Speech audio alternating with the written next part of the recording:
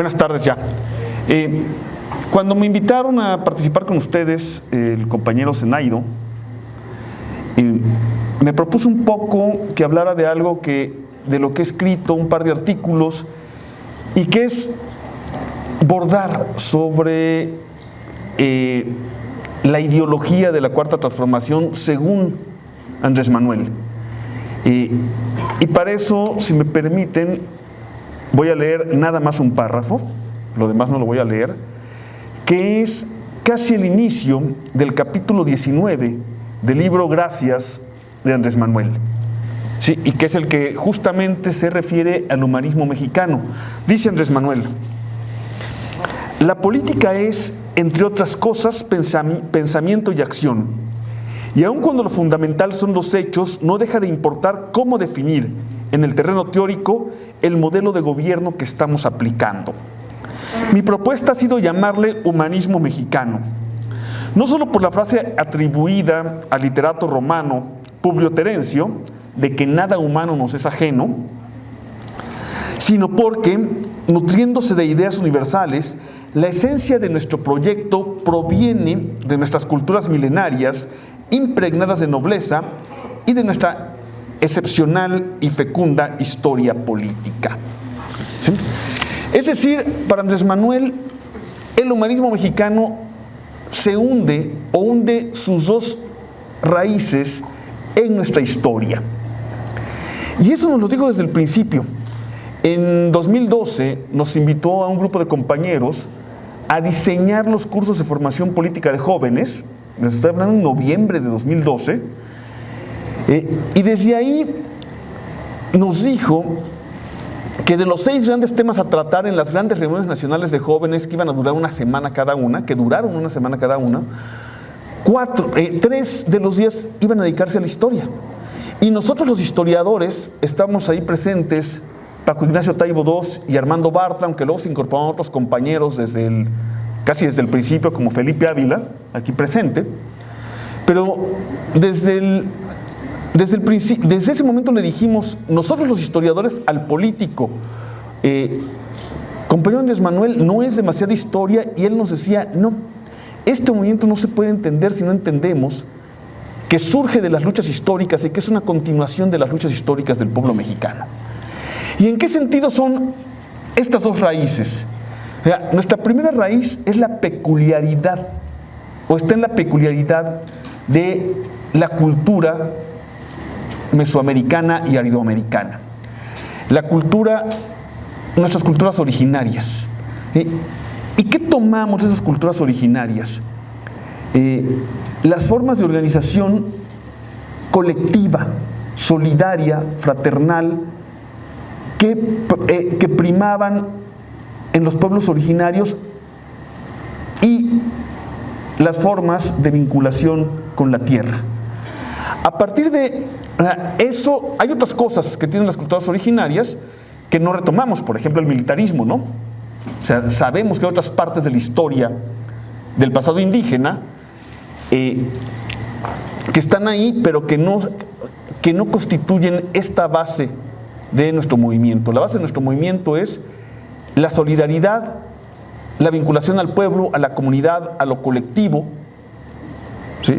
Y la vinculación con la naturaleza y con la tierra, que son innegables en las culturas originarias y que además fueron mantenidas por las comunidades indígenas y campesinas durante 500 años.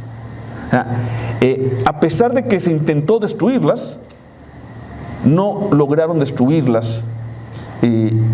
La irrupción española, que significa también la irrupción del modelo capitalista. La irrupción española no es nada más una conquista territorial, sino también la irrupción del modelo capitalista que se trató de imponer en México, o en lo que hoy es México. Un capitalismo muy curioso porque en muchos aspectos seguía siendo feudal. Por ejemplo, en las formas de trabajo que se impusieron en las haciendas, eran formas de trabajo que venían todavía del feudalismo. Pero el modelo en sí era el capitalismo, y ese modelo capitalista no logró romper, a pesar de que se quiso imponer, estas formas de organización colectiva de los pueblos. En ese sentido, lo que hemos reivindicado son 500 años de resistencia. Decimos formalmente 500 años de resistencia indígena, campesina, negra y popular.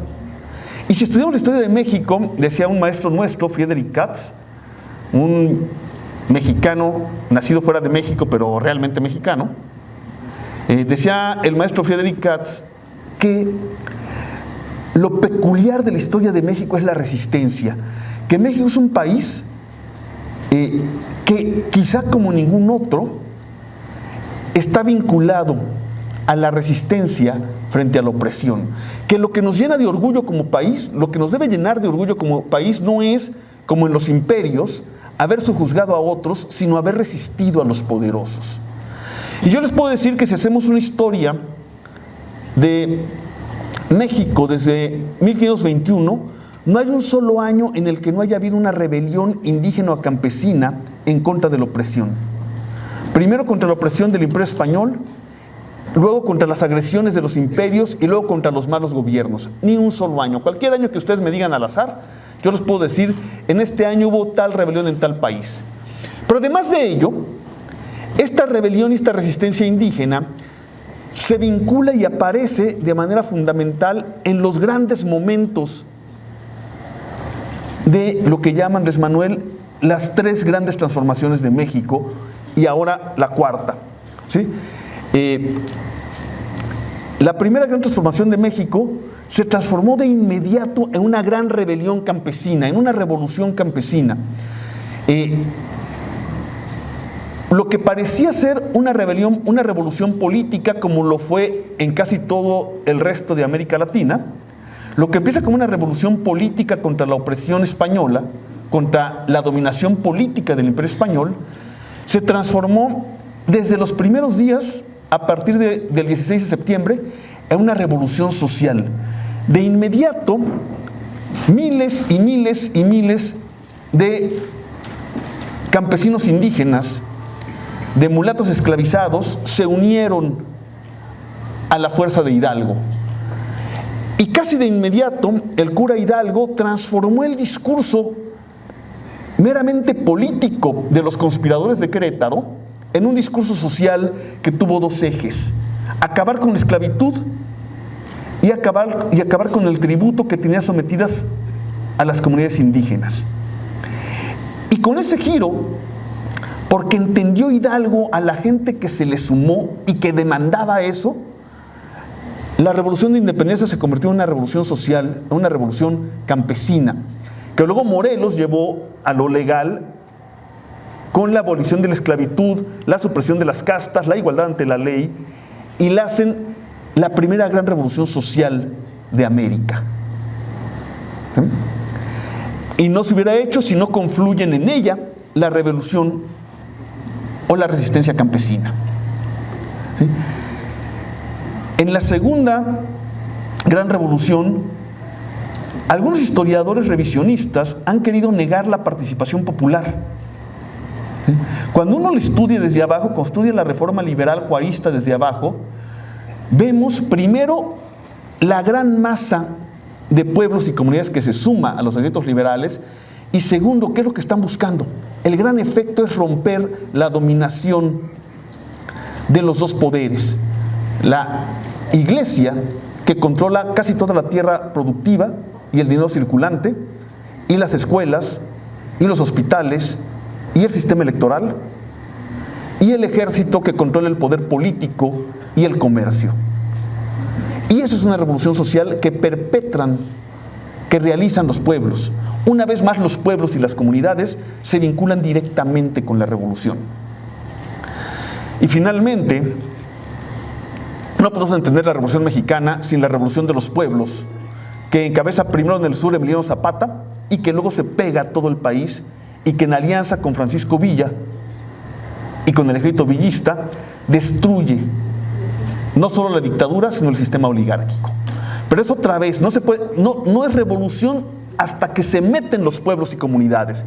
Es una rebelión política a la que había convocado Madero, con fines fundamentalmente políticos, y es la entrada de los pueblos que habían luchado durante décadas contra la hacienda.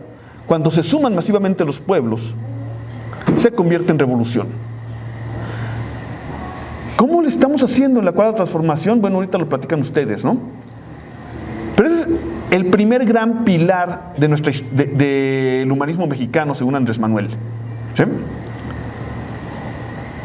Esa tradición que se basa en los pueblos originarios y que persiste en las comunidades indígenas, en las naciones indígenas, en los pueblos, en la resistencia, ¿sí?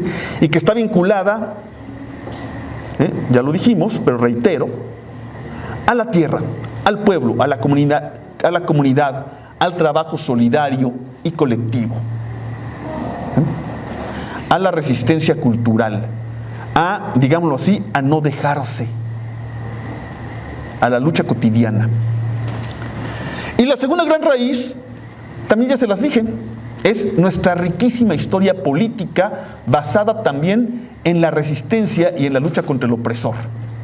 O sea, finalmente lo que hacen Hidalgo y Morelos es articular un montón de luchas previas, ¿sí?, de los pueblos y comunidades en contra de la opresión española, en contra de la opresión imperial, de un imperio que saqueaba las riquezas y que mantenía al pueblo de México. Y lo digo así porque ahora está de moda negarlo. Es una opresión imperial, opresión colonial. Eso es el Imperio Español en América, ¿sí? Negarlo es querer negar la existencia de la historia completa. Y entonces, Hidalgo y Morelos, Juárez, el juarismo, los chinacos, Zapata y Villa, Lázaro Cárdenas, es esa riqueza de nuestra historia política que está íntimamente vinculada con la resistencia. Como les digo luego a los neoimperiales gachupines, gachupín no es español, los españoles son cuates. El gachupín es el neoimperial español que quiere volver a colonizar, ¿sí? Como les digo a los gachupines neoimperiales, aquí a los tiranos los sacamos a patadas mediante revoluciones populares. A Santana lo corrimos del poder con la revolución de Ayutla, que nace con los campesinos de Guerrero. A Porfirio Díaz lo corrimos a patadas con la revolución de 1910. A su sucesor, Victoriano Huerta, lo corrimos a patadas, ¿sí? Y a los reyes los fusilamos. Termino. Hay una guerra por la historia, porque la derecha tradicional ha reivindicado siempre a Porfirio Díaz, a Maximiliano, a Iturbide, es decir, a lo contrario a Hidalgo y a Morelos, a lo contrario a Juárez, a lo contrario a Díaz, reivindica a los tiranos y las dictaduras, a los opresores, pero ahora está peor. Ahora vinculada a una cosa que se llama iberósfera y que viene de España y que ya existía ahí, pero nos dimos cuenta con la carta de Andrés Manuel al Reyesuelo, ¿sí?, que es, primero, decir que los mexicas, y que con los mexicas Mesoamérica entera, eran la más tiránica de las culturas posibles, sanguinaria, violenta, opresora, nazi, llegan a decir. Peores que los nazis porque asesinaban 70,000 gentes al año en el Templo Mayor. Es absurdo, ¿no? Pero bueno. Y que esta cultura brutal, y que los indígenas sometidos a esta cultura nazi fueron liberados por la conquista española, que les abrió las puertas de la civilización y los sacó de esa opresión. Y están pegando porque como la derecha no tiene argumentos, esta idea está pegando cada vez más fuerte y es ahora lo que hay que combatir. Por eso tenemos que centrarnos en el fortalecimiento de la revisión de nuestro pasado, como este pasado de resistencia y rebelión en contra de eso que además tiene un significado político, la creación de una derecha internacional que repite ese discurso, que viene de Vox en España, pero que están retomando los seguidores en México de Donald Trump, porque no tienen de qué agarrarse más que de eso. Entonces estamos a sus órdenes, cuando nos quieran invitar para hablar largo de esto. Estamos construyendo una red de historiadores progresistas, así que si no voy yo, va algún otro compañero. Ya tenemos una red de historiadores al servicio del movimiento, al servicio de las causas progresistas, no necesariamente de la 4T, ¿sí?, que ponemos a disposición también de la Unidad de las Izquierdas y de todos ustedes, compañeros. Gracias.